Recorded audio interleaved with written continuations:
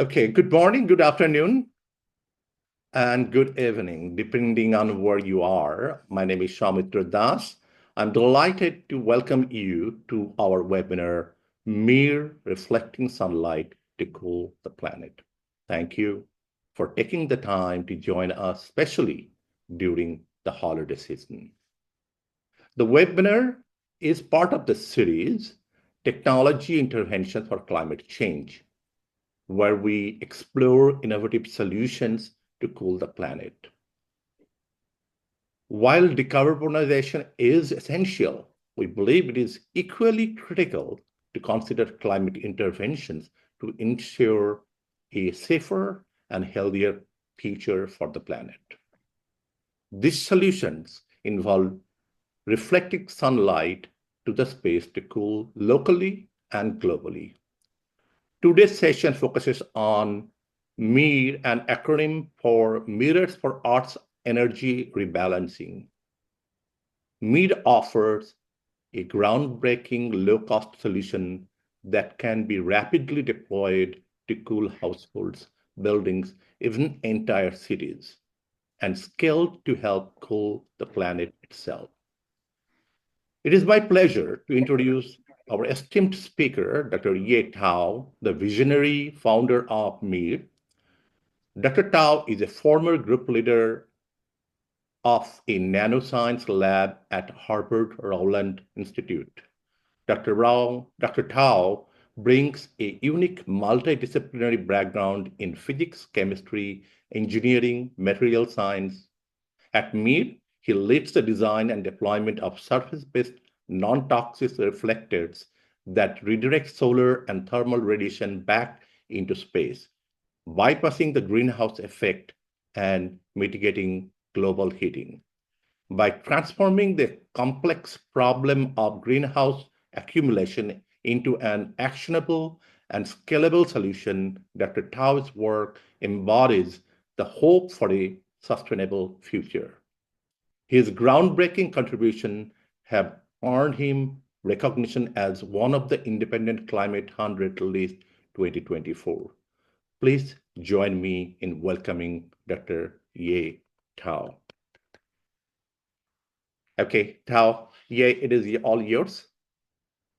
Hello, good morning, everyone. Good to see some familiar faces, Paul and Herb. Hello, the most dedicated individuals in the field. All right, let's see if I can share the screen.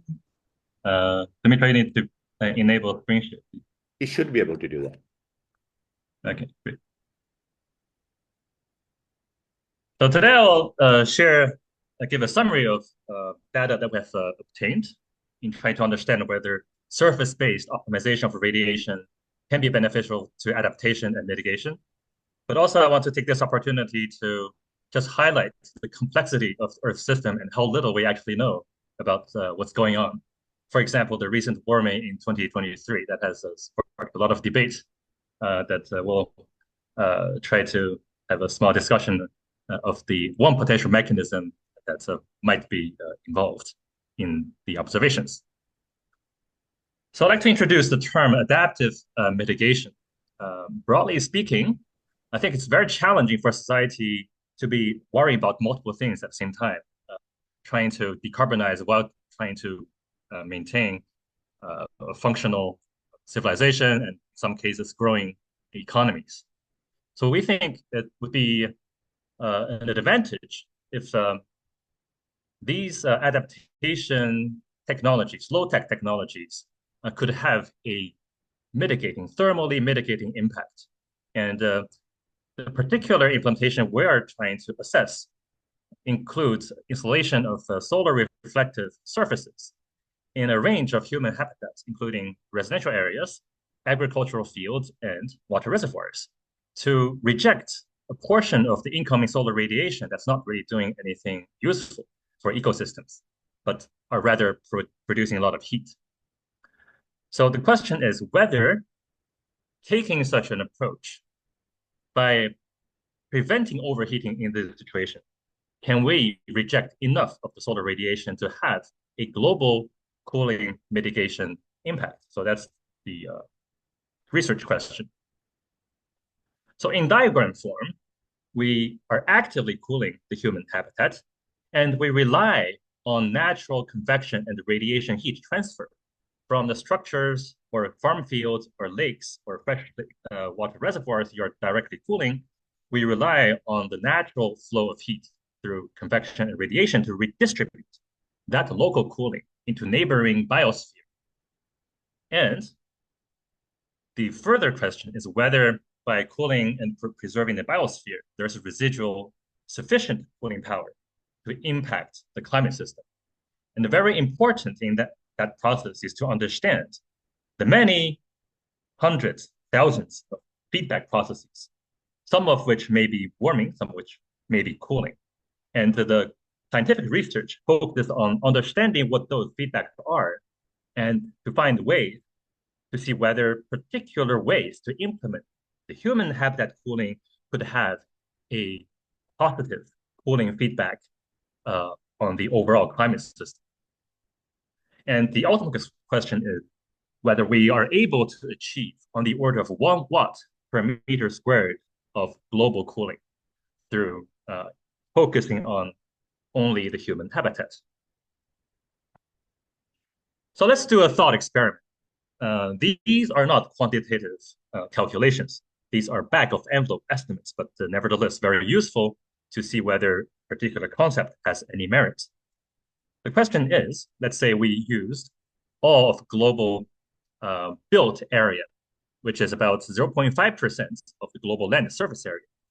If we implemented radiative cooling at the surface on the built environment, what kind of temperature response would different human systems experience in a day? If all that energy captured during a day, solar energy captured during a day over that built environment, were concentrated on one of the human ecosystems or environments, like built environment or freshwater reservoirs or all of our crop fields, what kind of temperature change would that energy drive?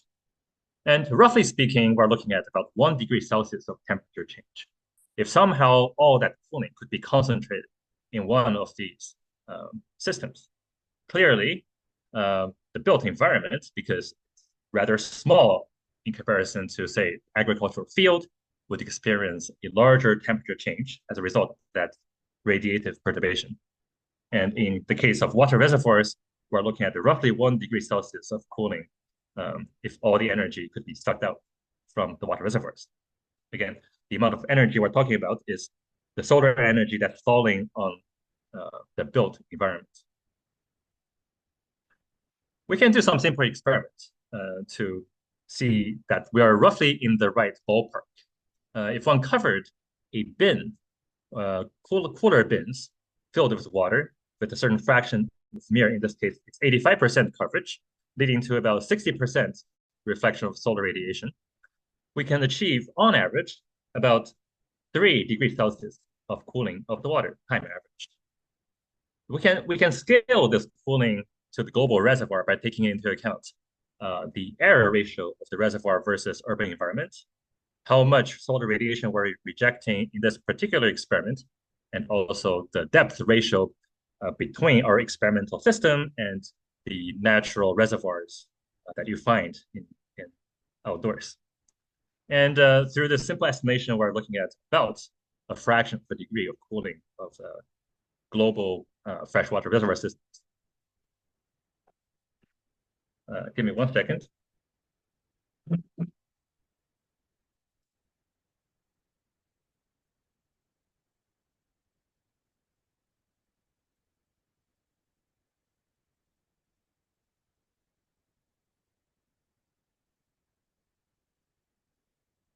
Sorry for the interruption.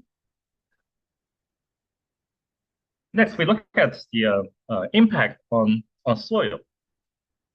Preliminary data suggests that a MEER field has the ability to cool soil on the order of a fraction of a degree, averaged over, say, the first meter, where the soil experiencing annual temperature fluctuation. So that's roughly, again, consistent with the global order of magnitude estimate. And let's look at where we expect the most immediate adaptation benefit to manifest. That's certainly in the built environment. The first phase of our residential project takes place in Krupe, Freetown, Sierra Leone. We chose this location because it has a huge population density. Roughly each person reside over only about 30 square feet. So it's a really highly dense neighborhood. So using our limited resource, every roof that we manage convert into a full roof, we can give maximal benefits to community. So that's the fundamental reason. And residential cooling is very important because more and more we're figuring out that physiological impact manifests much earlier than we suspected. And it's especially true for elder women who experience inability to thermoregulate at above 35 degrees Celsius at moderate levels of humidity. And in Freetown, we took roughly 1 year of data in 2023 inside and underneath these roofs. So the distribution of temperature and humidity values occupy a region of space, a big fraction of which in this purple region is already quite dangerous for humans. Roughly speaking, if a person finds themselves in this purple region for more than a couple of hours, they run the risk of heat stroke. And if for even more prolonged exposure, up to 4 hours, 5 hours, there's an increased probability for heat-induced injuries, including death. And inside these community housing, it's essentially impossible to reside inside the houses during the month of March and April. That's why when we visit the community, usually during the day, the 3 hottest hour of the day, people are finding themselves outdoors in order to avoid the traumatic conditions that's inside. We changed the material of several roofs using different materials. So in the first phase, we tested the simple reflection using aluminum-based mirror and also a locally sourced external white paint. For all material tested, we were able to induce an immediate decrease of the surface temperature of the roof.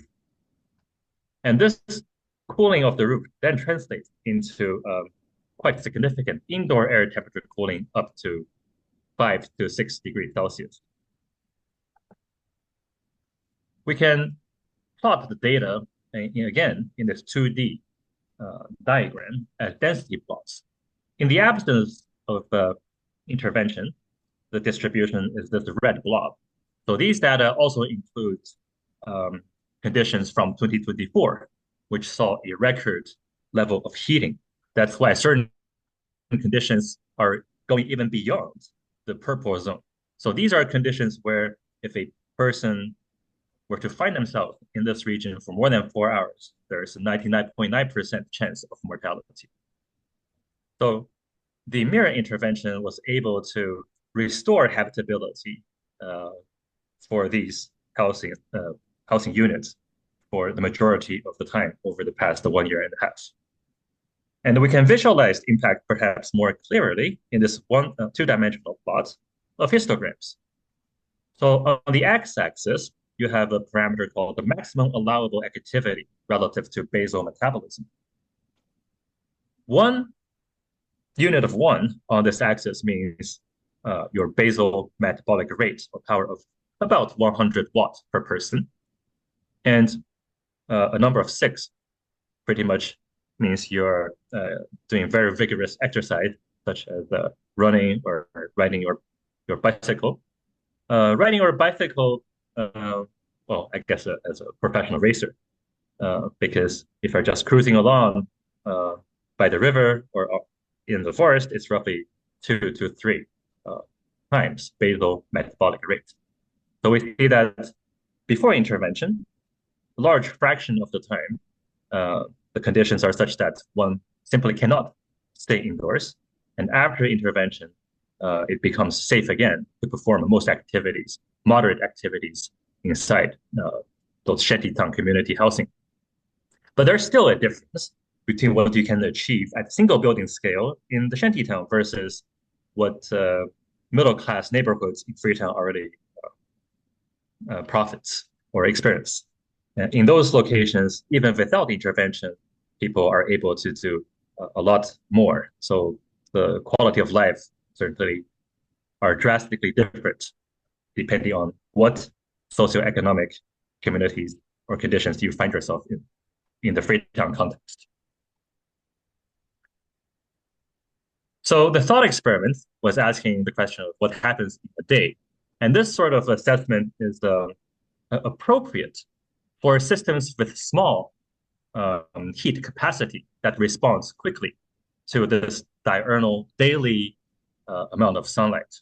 But it's inappropriate to use this sort of estimate to assess what happens for much larger systems like the global biological system or the entire global atmosphere. So what's missing in for the next step is that we need to understand how the systems accumulate heat. What are the time constants for heat to reside in each system, and how does it flow? Because certainly the energy accumulated during a month will be slowly integrated over the time scales of weeks to months to manifest as potentially larger cooling impact on these larger systems. But to understand just how much that is and how much integration there is requires advanced knowledge of the Earth system. The one diagram that many listeners might be familiar with, this diagram of energy flows within the Earth system.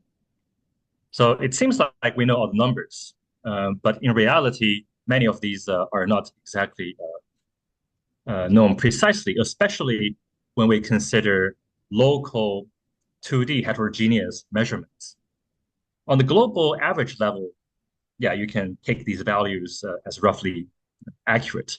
But the problem is that we do not really have the measurement technologies to really characterize all of these fluxes accurately at the local level. And many of the processes involved, including notably the formation of clouds, are not well understood mechanistically. And because of this imperfect understanding, we are still constantly baffled by observation, such as the extreme warming of 2023. This paper came out a couple of weeks ago, and it attributes a big fraction of the temperature anomaly to decreasing cloud cover observed in 2023. So in this diagram over here on the bottom right corner, we see that the map is predominantly red, meaning the fraction coverage of low-level cloud was at a record low in 2023.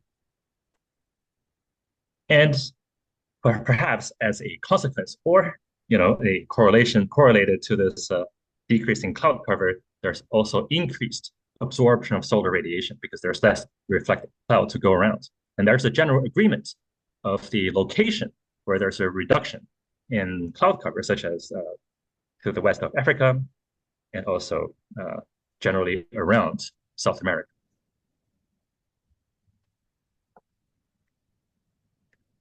And I'd like to highlight a very important finding in this paper, which is that there seems to be an even better correlation, spatial correlation, between surface temperature in the reanalysis product and the change in low cloud cover. Specifically, it seems like, based on this data sets, that when the land surface temperature becomes, and also C, becomes warmer, you have a reduction in the cloud cover. Generally speaking, this kind of correlation only indicates correlation, and it's quite difficult to disentangle the cause and effect. But the fact that they are negatively correlated has consequence on what the most likely Earth system sensitivity, equilibrium climate sensitivity actually is. There's been a debate in the climate community about what the actual value for the ECS, equilibrium climate sensitivity, actually is.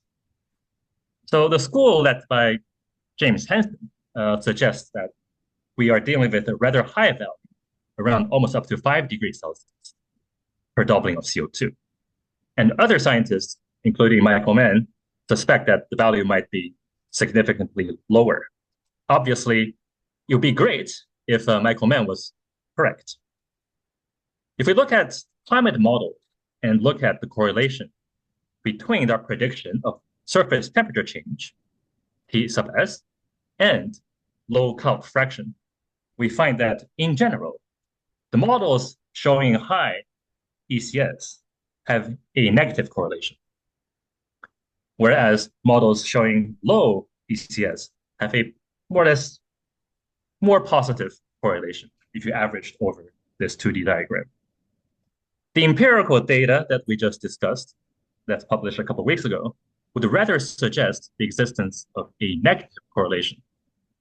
Please mind that the color bars are inverted. So even though the two diagrams, left and right, are displaying roughly the same colors, they're actually indicative of a negative correlation. So empirical data support models showing high ECS as a result of the negative response of cloud cover to increase in global surface temperature. Now, the next few slides, I'll present just some personal thoughts. There's no experiment or in-depth analysis of the literature to as foundation to these thoughts other than inspiration from the most recent findings and some general observations of the global evapotranspiration trends. So we're trying to understand what are the possible mechanisms, and this is just one speculation of one potential driver mechanism. On top, we're looking at the annual evapotranspiration around the globe since year 2000. We see that at around year 2017 and 2018, there seems to be a uptick of evapotranspiration averaged globally. And corresponding to that, we see from the latest paper in Science by Gosling and colleagues that there is a decrease in cloud cover over comparable ranges.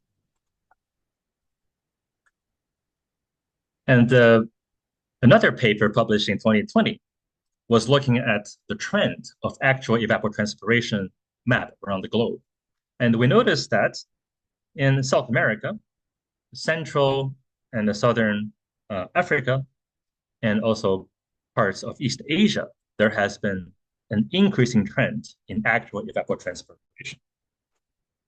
And if we look at the cloud cover trend that's published recently, there seems to be a general correspondence, except if we really looked closely, there seems to be some displacement of the maximal color red relative to the change locations where evapotranspiration has been increasing. That might remind you of the direction of the wind fields that's endemic to the Earth system. Let's say moisture perturbations produced locally were to be influenced by the wind. Then by the time that they complete their cloud impact, they would be expected to be displaced in the direction of the local wind. So for example, the local wind field over Africa is from east to west.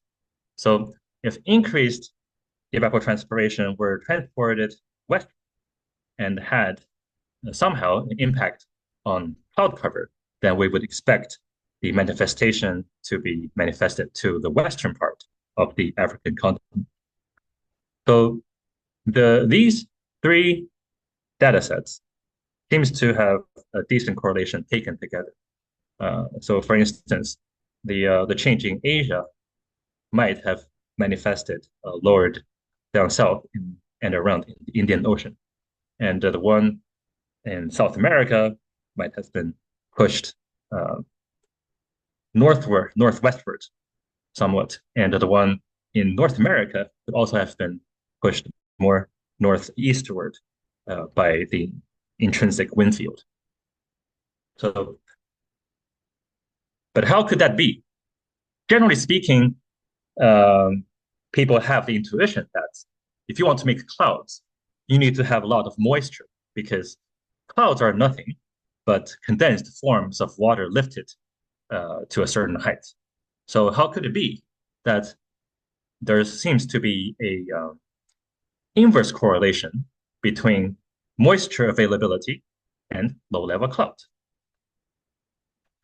Well, to answer that question, we need to be focusing on the energy balance at the surface. We know that energy cannot be created or destroyed, and in the Earth system, as anywhere else, it flows. And if we take the surface as the reference point, we know that what comes in as shortwave and longwave must go out as a combination of the turbulent fluxes and the long-wave upward radiation. The turbulent fluxes are the latent heat, which is the evaporation of water, and sensible heat, which translates into warming of the air temperature. Because we have a limited amount of energy, net energy at the surface, if we increased production of vapor through an increase in evapotranspiration, then necessarily the amount of sensible heat, the amount of warm air production has to go down. In recent years, the large eddy simulation community has been asking the question, what are the controlling factors for low-level cloud formation? And in many experiments, including this one, the general conclusion has been that for clouds to form, moisture is not the usual limiting factor. Rather, it's the ability to raise that moisture by the action of an expanded warm puff of air to sufficient altitude in height for the water to condense into cloud droplets. So in this experiment, the computational scientists took the condition in Rowland forest in France on July 17th, 2006, and they perturbed the computation by reassigning the energy that's available for sensible and latent heat to different fractions. So in a first experiment, they said, okay, we know that in total we have this amount of energy. Total energy is the sum of the two surface turbulent flux components. What if we added 5% of energy to either one of these? So when they added 5% to H, the sensible component, the red lines here, they call that the warm experiment. They found that cloud cover increased dramatically. When they added 5% to the latent component as wet heat, they similarly observed an increase in cloud cover. But the magnitude of cloud cover enhancement was dramatically less than the case when the available energy was partitioned towards sensible heat to warm the air. In a second experiment, the experimenters instead took the total energy and assigned different fractions to sensible heat, H. The more energy went into heating the air than to evaporate water, the more cloud cover was observed. So this experiment suggests that the key missing ingredient in promoting the formation of low-level cloud is sensible heat, not the availability of moisture. This simulation understanding is corroborated by a global study of the impact of deforestation on local cloud cover. In places like Siberia and over most of the global northern latitudes, generally, deforestation leads to decreasing cloud cover.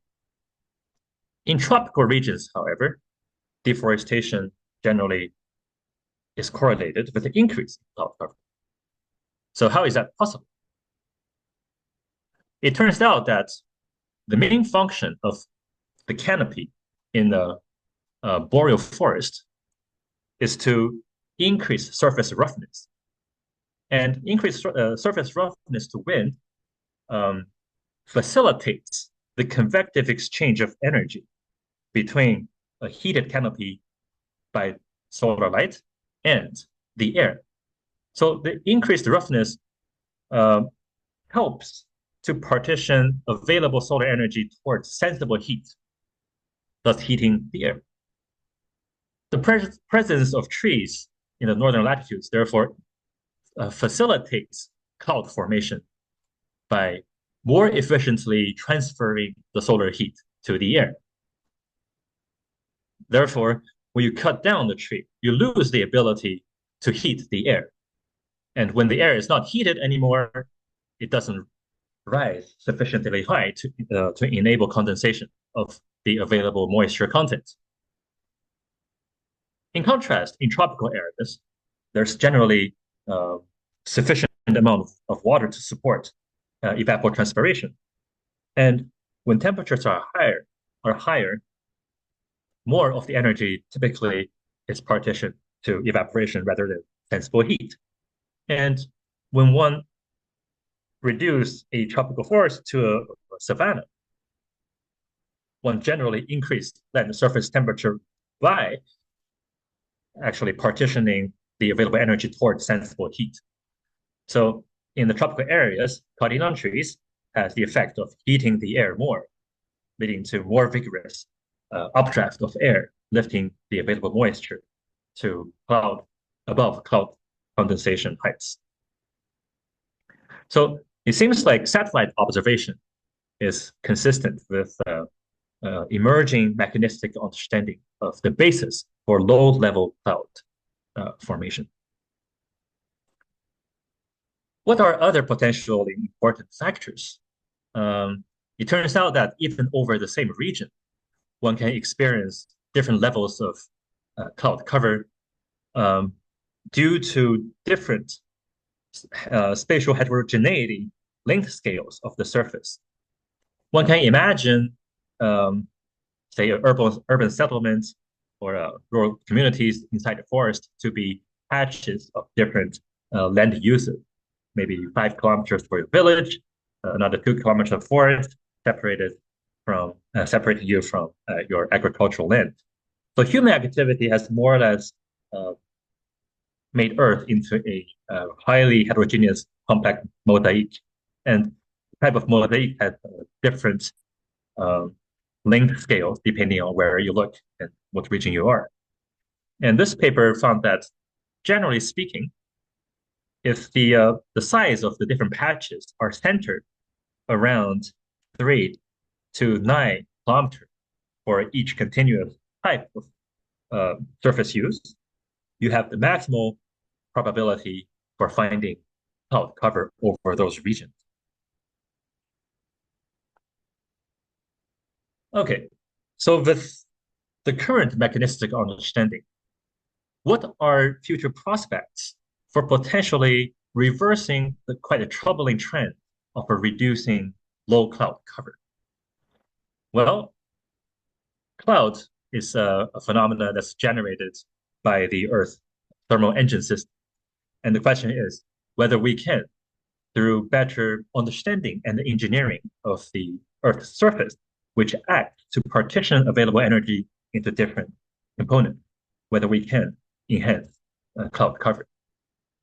So the previous discussion suggests that what's needed are alternating patches of, say, low albedo and high albedo areas, or areas that are different by other metrics, such as different ratios of energy going into sensible heat and different levels of latent heating. Human systems that we know of, that we absolutely depend on, include systems for agricultural food energy production, and also systems for renewable energy production. And these systems have very different energy partitioning behaviors. In the case of solar panels, they are known to increase sensible heating H. and also reducing latent heating.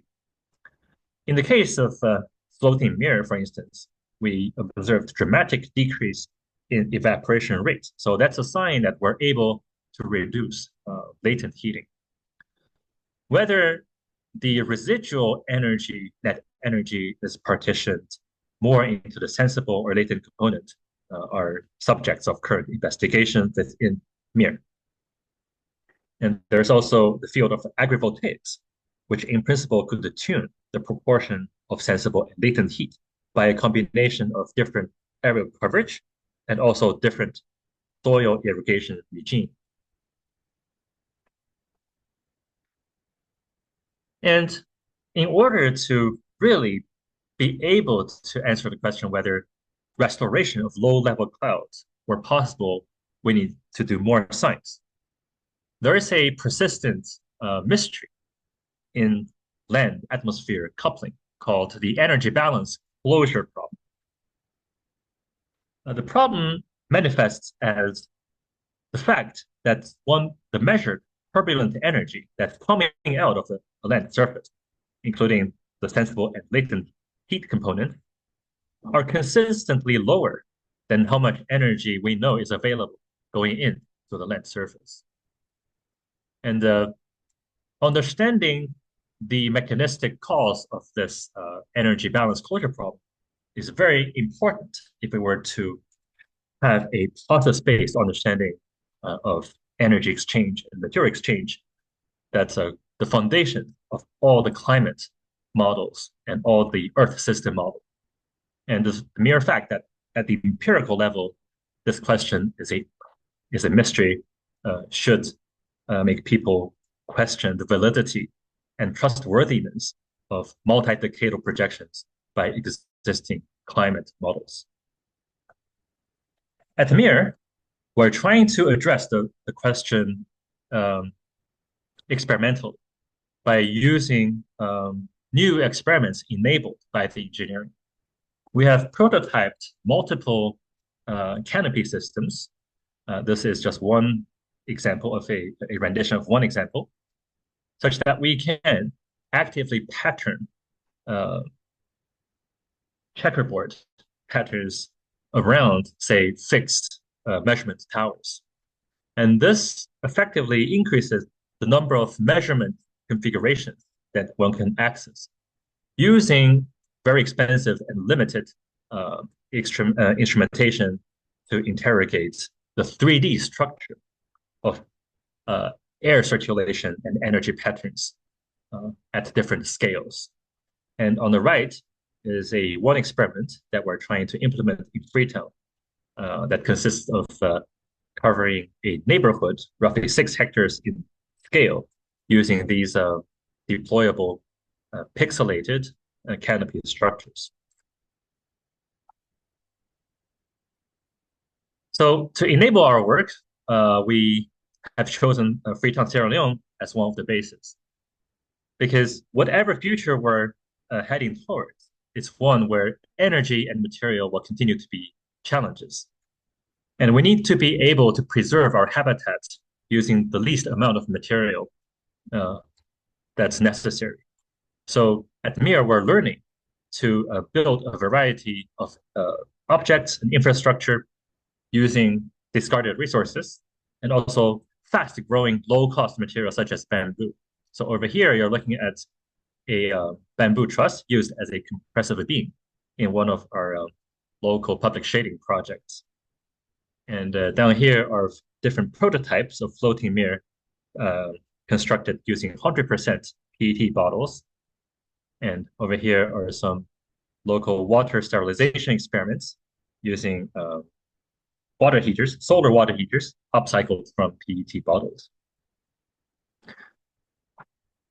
So with that, I'd like to thank the team in Africa and also our team.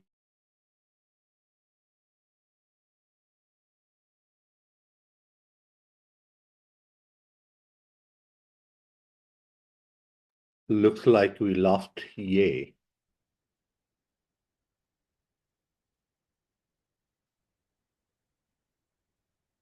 Yeah, he is from Sierra Leone. and do not let me see whether I can get him back.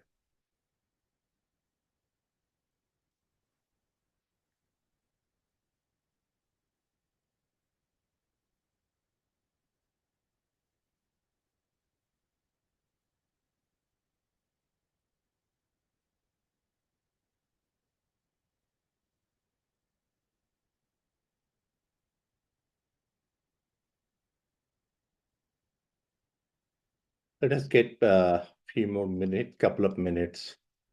Oh, apologies. Ye is from Sierra Leone now. He is delivering this talk from a place maybe doesn't have good internet connection.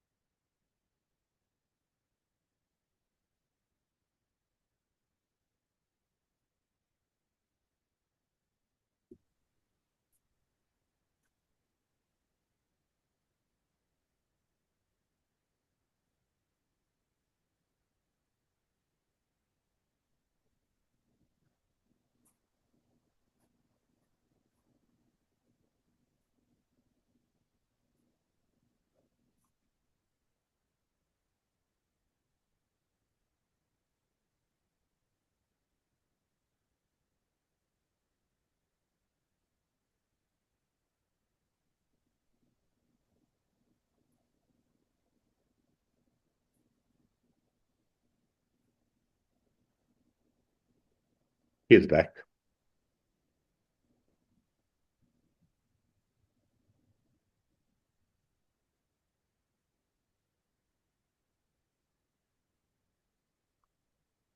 Hello.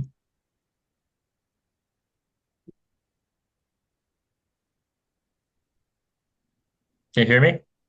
Yes, we Yes. can hear you. We can hear I don't know when I dropped off. Internet you. wasn't stable. Yeah, at some point, we said maybe a minute or so, not too long. Okay. So I guess the presentation was you guys were able to see it before I dropped off. Right. Okay, that's good. I give you the co-host right, so you should be able to share it again. Okay. I mean, the slides are I have shown everything I wanted to share today. So I think maybe we can just hand to the audience for some questions if they have and discussions. Thank you. Yeah, that was fascinating talk. I learned a lot. Open up to the floor. Any question to yeah? I know I do have questions, but let me get to the audience for their questions.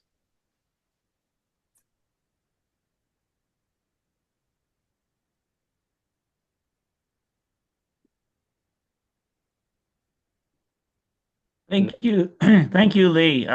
Yi, Lee. I have a few questions for you about the mirrors. So, um, presumably you found some methods to make mirrors very inexpensively. Are you using what sort of I guess aluminum is the cheapest, but the reflectivity is not as high. I mean, ideally, silver coated mirrors would have higher reflectivity, but be much more expensive. Can you comment on reflectivities of like the white paint that you were talking about, the mirrors that you're using? And is the flatness of the mirrors that important? Like, I mean, have you experimented with the different types of mirrors that would be best for your work? And also, I'm very interested in the foldable mirror that you have that you can just pull up and, to set up your mosaic grids. That's very Mm. interesting work that you're doing with the grids. Um, so in the first phase that I showed for Croupe, we used just very simple aluminum and for for scalability eventually. we can source them pretty reliably for less than $1 square meter. So if you translate that into CO2 equivalent, it's on the order of $10 per ton of CO2 offset. So in this second phase, we're looking more broadly into different materials, including several types of paint and also different fabrics that's woven. So one disadvantage of the film that I showed is that it's not really amenable to folding. So exactly the foldable parasol type that you're interested in, we're using a woven fabric instead, but it's also based on PET fibers and aluminum strands. So those are the base material that seems to pop up in different areas. So we don't really produce them ourselves. We more reach out and collaborate with different manufacturers of these materials because there's increasing demand in agriculture also to reduce sunlight and reduce evaporation. So there's a burgeoning sector in the agricultural adaptation community that's using these woven fabrics. And there's also like easily a dozen companies producing different types of white paint with the radiative cooling capacity. So these are paint that not only reflect sunlight, but actually collect the heat from the environment and turn them into IR radiation that's between 8 and 13 micron in wavelength. So this frequency or this spectrum of radiation, thermal radiation from the ground is mostly immune to the greenhouse gas effect exerted by water and CO2. So these materials are able to reject heat directly into space, bypassing the greenhouse gas effect. So they more or less act as a heat sink for environmental heat through convective and also convective exchange mechanism. So in the second phase of the Grube experiment, which I didn't show today, which we're currently working on, is comparing about 5 of these radiative cooling paints and films from various manufacturers to see in the end what is the cost to benefit ratio. Certainly, some of these are spec'd to be greater than 99% solar reflectivity and greater than 95% thermal emissivity within the transparency window. In contrast, like the cheap aluminum material we use in the first phase has only about 85% reflectivity in the solar and probably less than ideal emissivity, the IR, even relative to a rusty surface. So it really, we do expect quite interesting diurnally differentiated cooling performance, depending on whether you have or you don't have the IR cooling capability. But generally speaking, the power density one can achieve in the IR part is lower than what you can achieve in the shortwave part during the day. But that's not necessarily the case under certain circumstances, especially in crowded urban environments, where the higher background temperature favors or drives emission of the emitters, and in those crowded environments, especially in low humidity settings, then the IR cooling can be quite substantial. So one example is in the desert at night, there's a lot of moisture. You can really reach frigid temperatures because the IR cooling pathway is really operative. So the type of experiment we're conducting in Freetown really needs to be replicated also in other drier locations and also global north locations to really see the very divergent impact over the diurnal and yearly cycles. But coming back to the central thing that interests you, which is the cost versus performance, we before even doing experiment, we fully expect the simple aluminum reflector to be, in the end, the most scalable, the most effective in this cost-to-benefit ratio analysis. The general commercial price for the fancy radiative cooling materials are above $10 per square meter.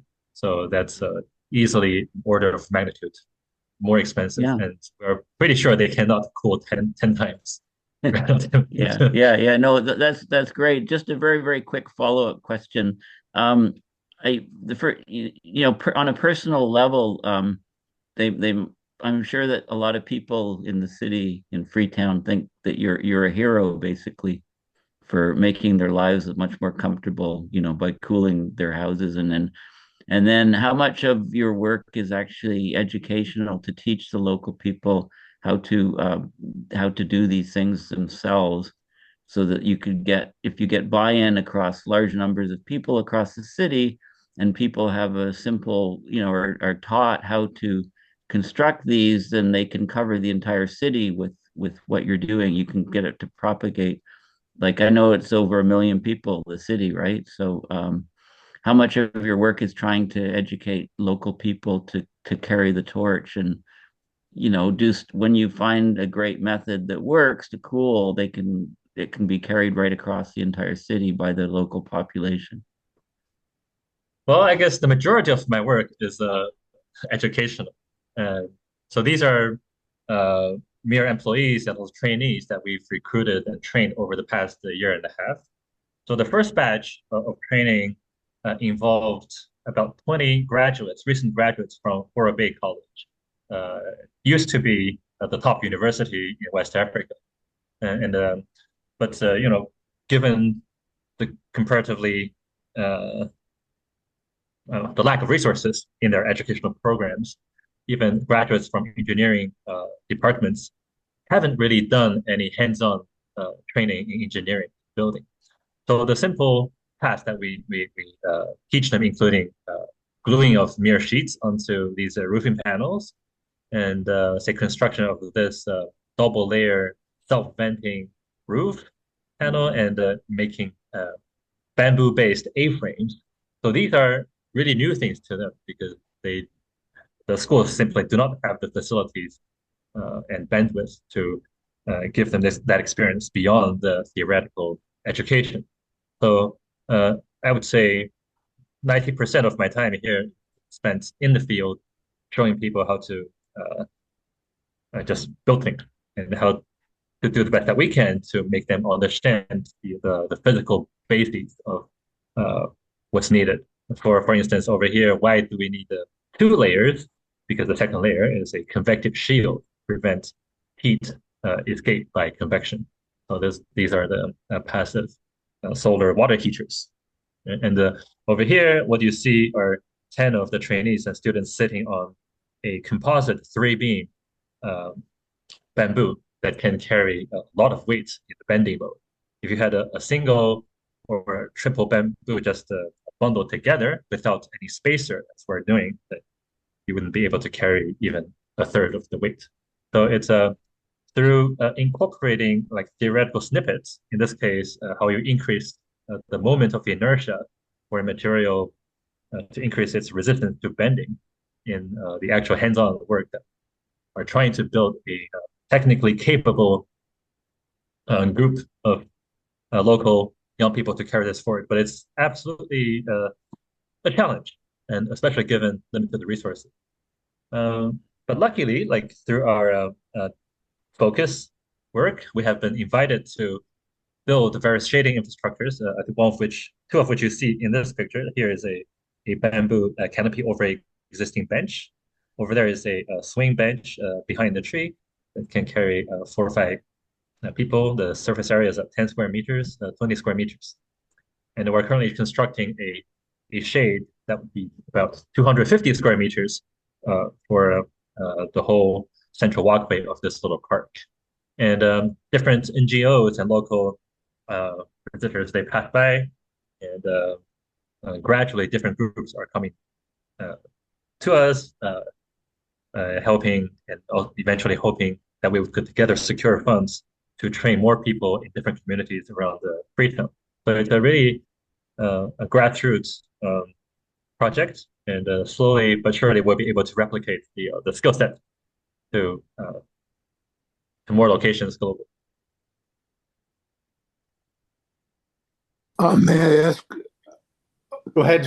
two questions about the density of reflective roof saturation in the community? You did You analyzed the checkerboard pattern, but I wonder what would happen if instead of checkerboard, excuse me, if instead of checkerboard, it was randomly scattered, similar degree of coverage. What I had in mind was that some people will resist making the improvements, and if you made it available to everybody, you'd get a fractional coverage that would be more random than checkerboard. Would that change any of the conclusions? Well, let me back up to the fundamental reason why we're trying to implement this experiment. So it has to do with getting to the root cause of this energy balance closure problem. The current understanding is that the turbulent energy measurements in a technique called the eddy covariance measurement is flawed by assumption. So the current way that we measure these things experimentally is using one single wind speed sensor coupled with one, say, humidity sensor. And this single wind sensor parked at some tower heights, let's say 10 meters or 30 feet off ground, is measuring at a really high temporal frequency, the three-dimensional direction of the wind. So energy, like heat, can be transported away from the surface if a warmer pockets of air underneath traveled upward. So if there's a air velocity in the positive z direction, transporting really hot air, that can be understood as a sensible heat going away from the surface into the atmosphere. And by making such measurements at high temporal frequency and sitting for a long time, it's assumed that one can capture all the different air movement dynamics from the very fast fluctuations to the really long fluctuations. And generally in this technique, people average for about 10 to maybe 60 minutes for each data point. So there are some intrinsic limitation to what timescale of dynamics you can capture. Just let's say there is a synoptic background of descending air passing by that takes 3 days to pass through, meaning that there's a constant downward flow of air over 3 days. This technique wouldn't be able to measure it because it takes an average every say 30 minutes. But for anything shorter than 30 minutes, and anything faster than the typical 10 hertz at which this technique is sampling, then that frequency range of air motion and heat transported associated with that can be captured. So that's one assumption, that the temporal dynamic range of the technique is sufficient to encompass or capture everything that happens out there in the atmosphere. There's some limitation to that, but that's not the major flaw. I think the major flaw of this technique is that it assumes that all type of dynamic from a underlying surface will eventually pass through your measurement location, even when you have a single sensor fixed in space. So to see why that's from, let's look at the graph on the right side. On the top, it's a large eddy simulation based on an ideal surface shown over here that's at constant temperature of about, I forgot how many degrees, but 17 degrees Celsius. So it's theoretically perfect. And the center column is showing an instantaneous vertical velocity of the air at a height of, I think, 100 meters above this surface. And to the right is a snapshot of the temperature of air at that 100-meter height slice. You see immediately that there is a pretty good correlation in color between where the air is moving. When it's moving up, it's generally hotter than the surrounding. So air tends to rise in this web mesh structure, and then it descends more gently on average inside these cells. So this structure is an intrinsic property of the Earth. by virtue of its air density, gravity, etc., because we have used a theoretically smooth underlying surface. What these researchers found was that when they imposed a somewhat randomly temperature distribution checkerboard pattern on the surface, so that these patterns represent the boundary condition of temperature at the surface, you can change the general length scale of the patterns. In this case, the patterns have evolved to roughly on the order of maybe 3 kilometers. And the grid size here is about 800 meter by 800 meter.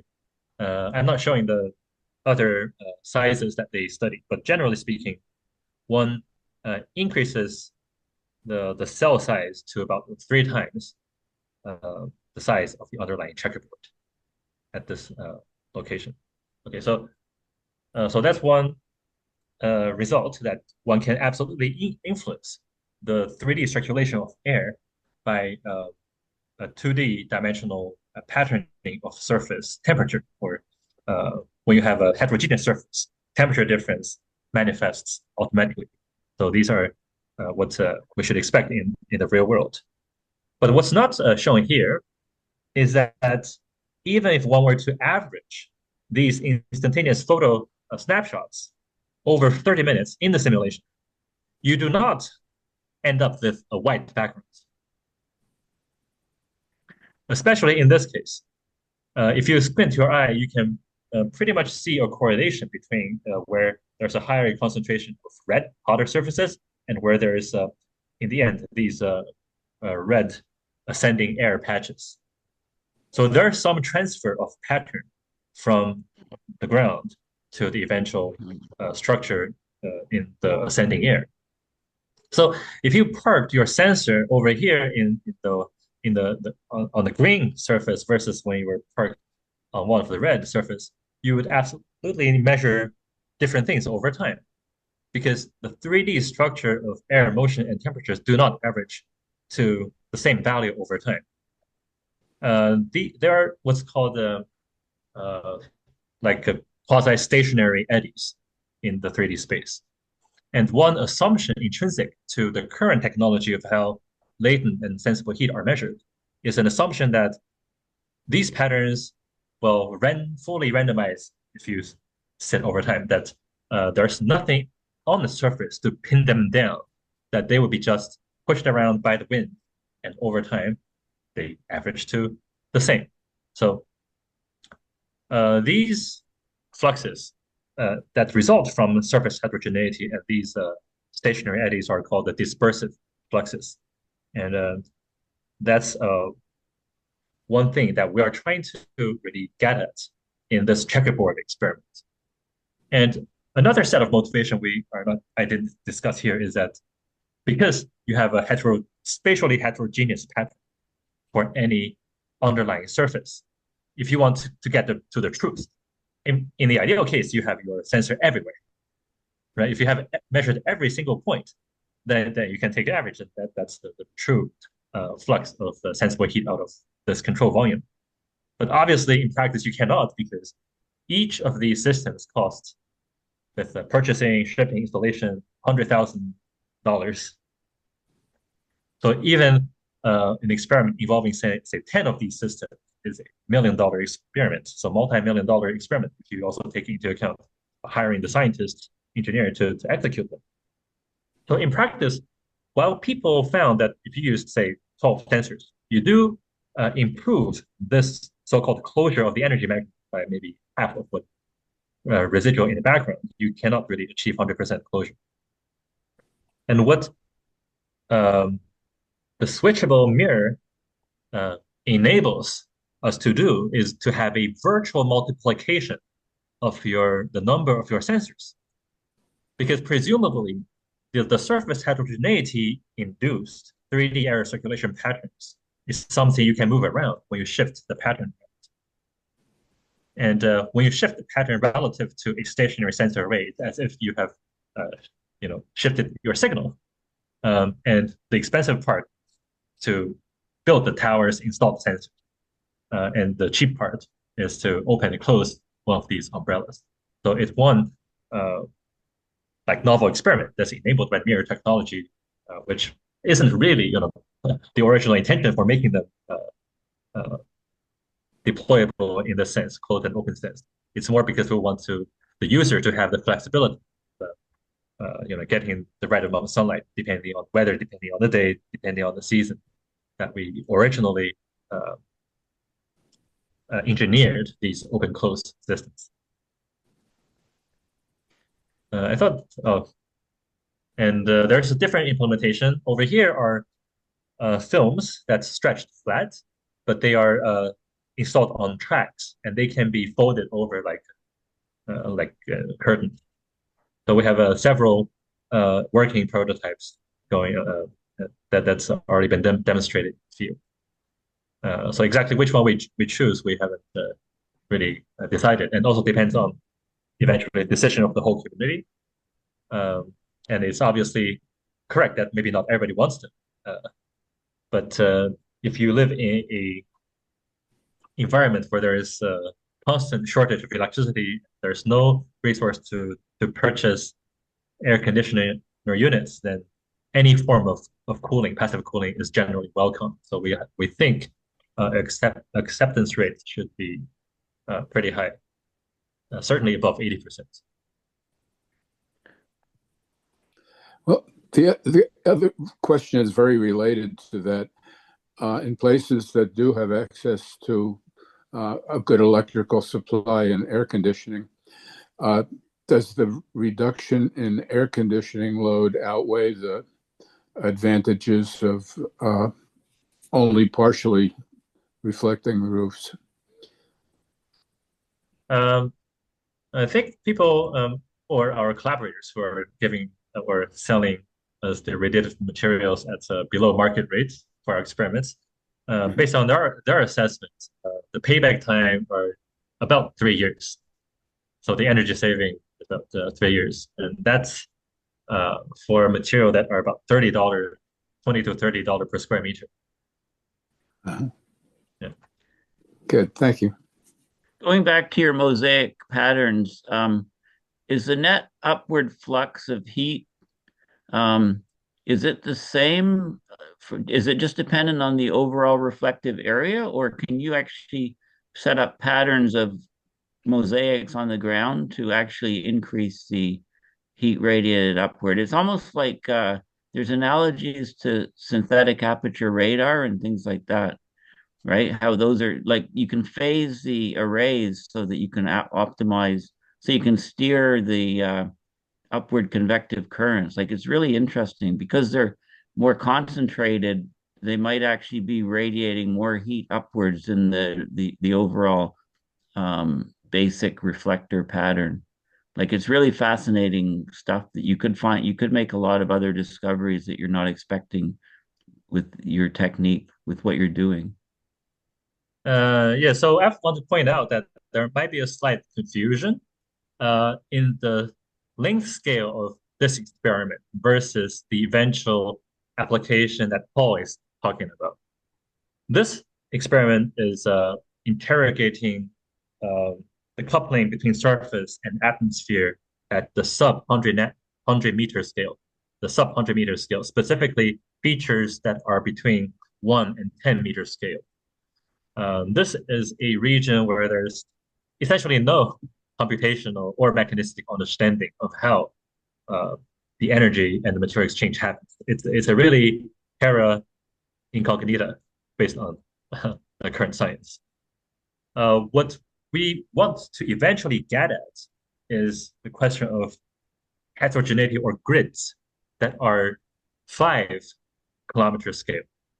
So it's two different regimes, but the understanding of the first one is essential to enable more trustworthy like convection permitting models and regional climate models to have more faithful simulation of phenomena cloud formation at this scale.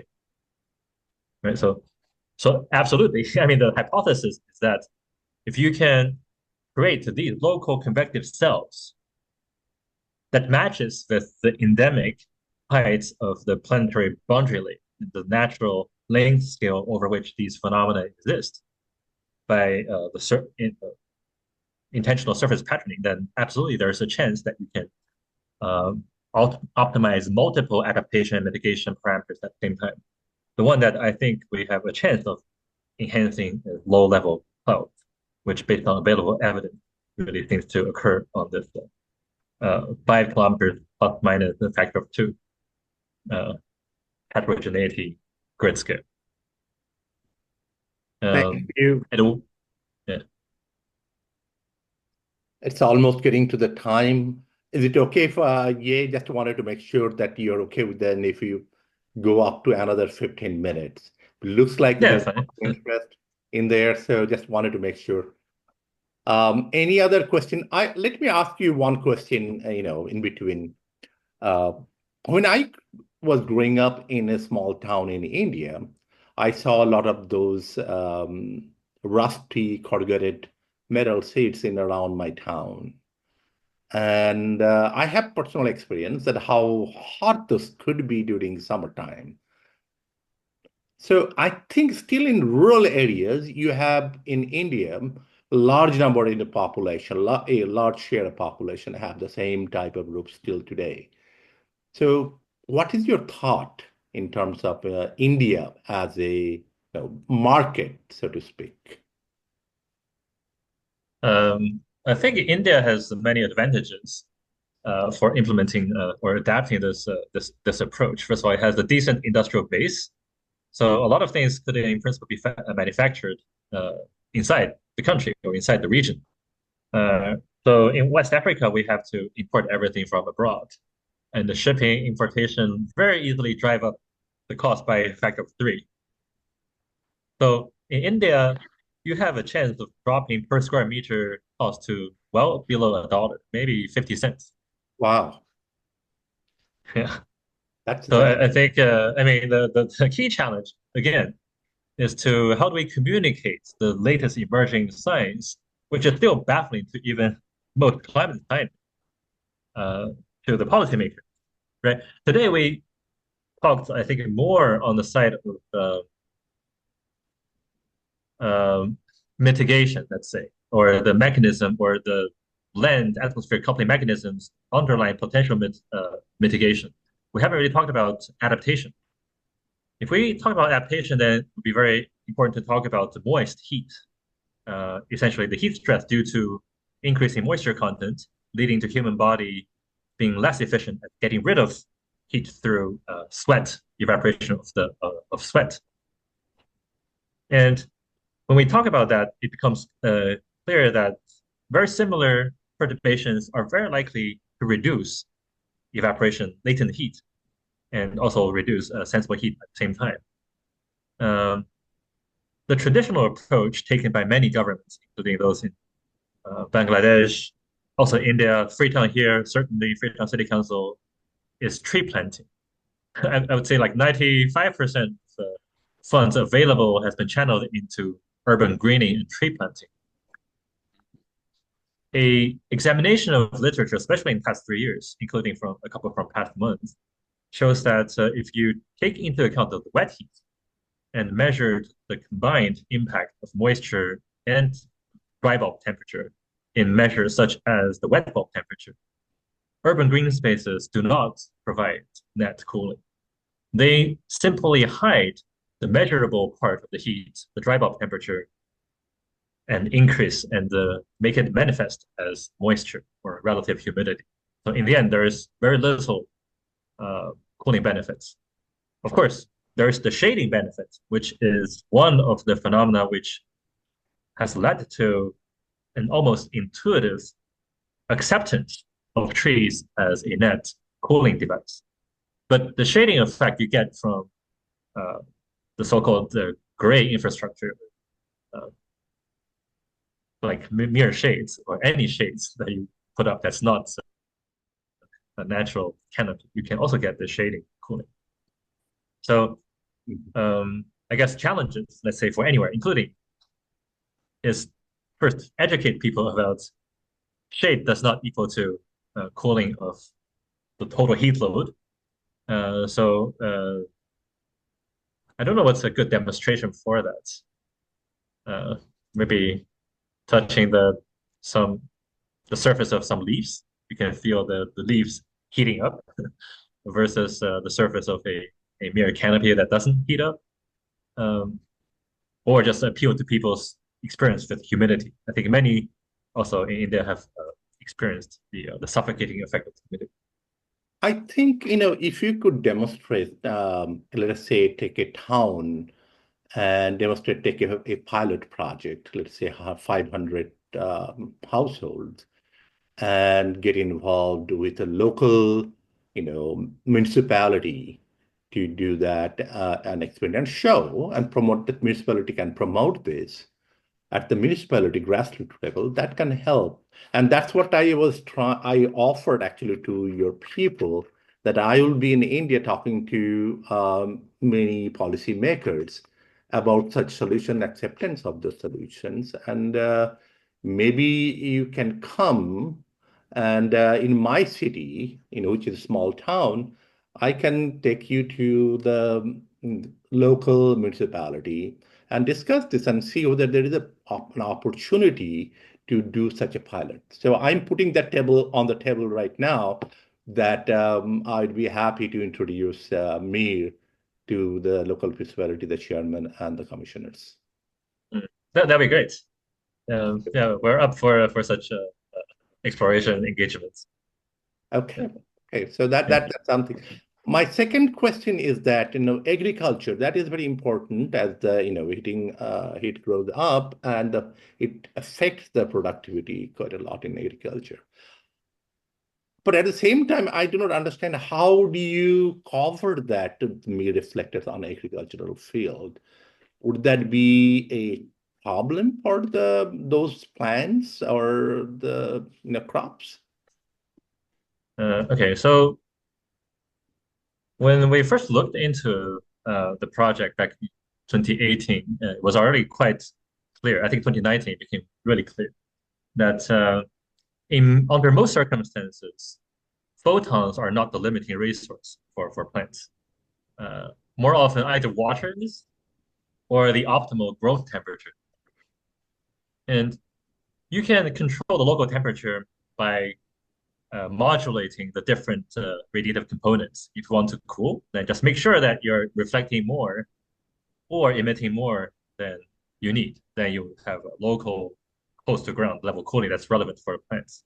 If you want to warm, you can also just appeal to the normal greenhouse effect, which exists for any added canopy without surface special treatment of the surface. So the temperature component is something these canopy structures can effectively deal with. And then the next question is the photon light component. In many stages of a plant's life, especially the seedling stage, the level of solar radiation during the middle of the day is simply too much. That's why farmers have to have special shaded areas for seedlings. Right? So in those locations, it's obvious that you implemented meshes that's reflective, white meshes or mirror strips, it would have a beneficial direct impact. The question is, what about for especially crops that are grains, like corns and rice, wheat? Those typically need the full solar power, assuming sufficient irrigation and the optimal temperature to have the fullest yield. For those, people have been working on wavelength selective canopies, which can let through certain proportions of solar spectrum, especially between 350 to 500 and then 650 to 750, and then reject everything else. Because those are the portions that are interacting with your photosynthetic machinery. And the green portion, for instance, is not needed. That's why leaves are green. They've evolved to reject that wavelength, or maybe absorbing the other wavelength. So what remains appears green. There's even groups working on down conversion materials. Down conversion meaning it's changed the wavelength of light from green to red, thus boosting the total amount of photosynthetically relevant photons underneath your cooling canopy. And of course, you reject everything above 750, so the near infrared region.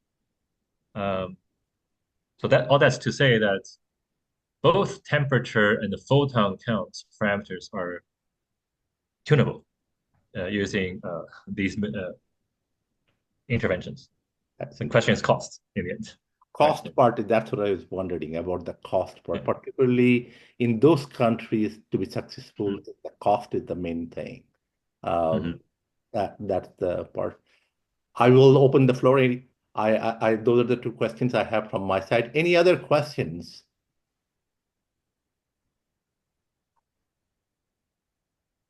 Hearing none, thank you so much for the wonderful talk. Thank all the participants for the wonderful, great questions. We will try to help you from our side and see if we can develop a pilot in India.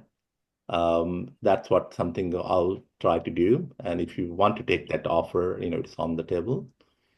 And just one announcement here that tomorrow or Monday, depending on where you are, there will be another alternative solution talk by Dr. Brian von Hargen on marine cloud brightening to cool the planet.